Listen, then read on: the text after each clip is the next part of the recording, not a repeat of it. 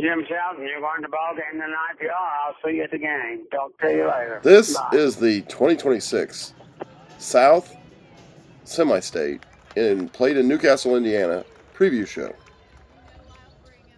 The first game will be at 10 o'clock on Saturday, March the 21st. And the game will be between the number 4 Mount Vernon Marauders, who are 25-3 on the year, against the Decatur Central Hawks, who are 20-6 on the year. Both teams come into the game with an 8-game winning streak. And the second game will be between the number 9 New Albany Bulldogs, 22-5 on the year, and the number 7 Terre, Haute North Patriots, 24-3 on the year. New Albany comes in the game with a 9-game winning streak, and Terre Haute North comes into the game with, I think, probably one of the longest winning streaks in the state right now. It's 22 games. Definitely probably in 4A since Fishers got beat a couple weeks ago. The coaches for Mount Vernon, the coach of the Mount Vernon Marauders is Joe Bradburn. He is 61-18 at the school in his third year. He is 362 and 252 lifetime, and in 27 years overall. This is by far his best season, the most wins he's ever gotten as a coach in the 25-3 record he has right now, or his team has right now. That said, he is also one of the top 25 winningest coaches in the state. Now we are going to Decatur Central, who the Hawks are coached by Brian Serber, who is 66-51 in his 5th year at the school, and the record is 20-6 this year. They are coming off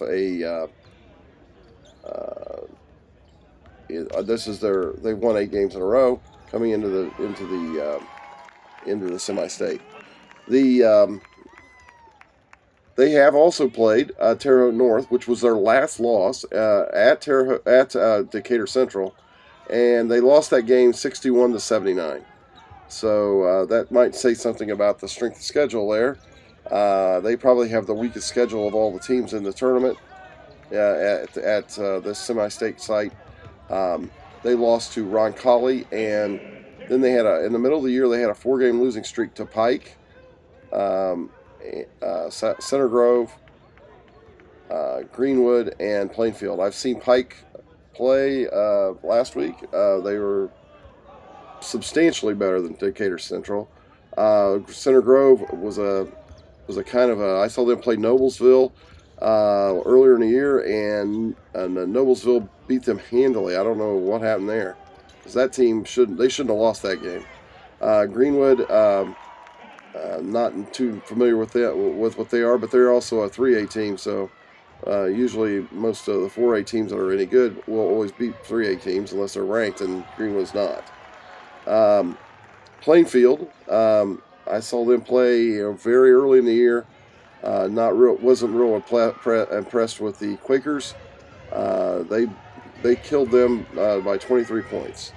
So that said, let's go over and see what Mount Vernon has. What happened with them? They've lost 3 games, all of them to ranked teams. They lost to Fishers early in the season at that same tournament that I was talking about with the Plainfield. It wasn't a tournament, it was a shootout. Fishers lost that game 57. Fishers won the game 57-48. Luke Ertel, who is Mount Vernon's best player, was not very effective in that game. Probably one of the worst ones I've seen him play, and they lost that game. Then I saw them play around Christmas time against. I saw them play Delta, which they killed them, and Pendleton Heights. They beat them badly. Saw them play Crown Point. Crown Point was in the holiday tournament, the Hall of Fame tournament at Newcastle on the same floor. They lost that game right at the end at 60-56, and they beat South Bend St. Joe, who was in the other bracket, in 2 overtimes in a tournament at Kokomo. I believe it was Kokomo.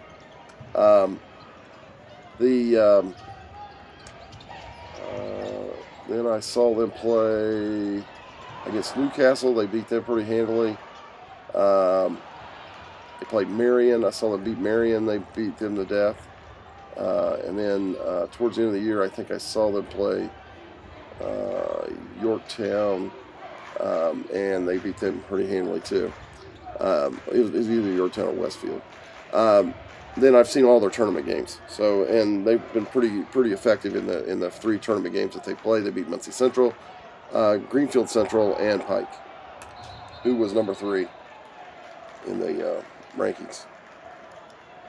Now we have the other game, that's game 2, which will be played after the 10 o'clock game. I believe they have a 12 o'clock tip-off time. The coach at New Albany is Jason Jones. He is in his 3rd year, and he has a 58-17 record at New Albany. Overall, he has a record of 263 and 258 in 24 seasons.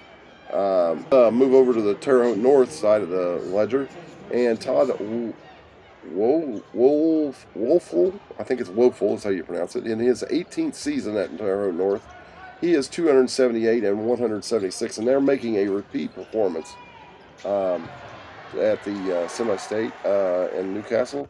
Last year they were beaten by Lawrence North, 75-56 in the first semi-state game. This year they face, of course, New Albany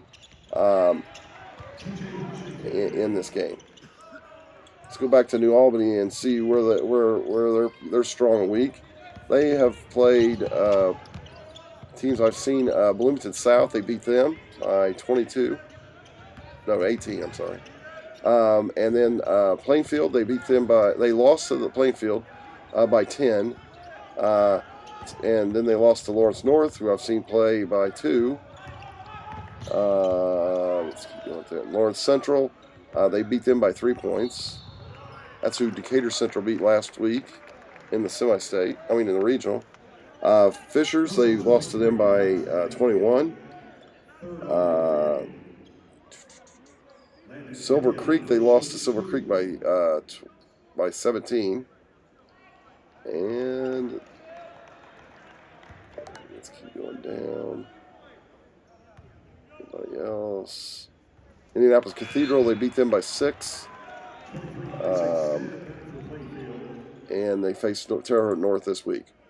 Okay, Terre Haute North. I thought they were a pretty weak team as far as schedule goes, but of the teams that I've seen, they lost to. I didn't see them play this team play, but Park Heritage, who is a ranked team in 2A, they lost to them by 1 point on a neutral site in November. Then the very next game they played North Central, who is they were pretty mediocre this year. They lost to them by 2.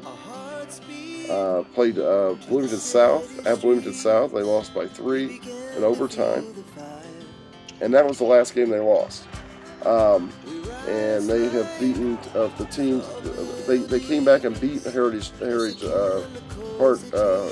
another tournament in a tournament later on for the tournament championship in overtime and won by 6. Then let's see, who else did they play?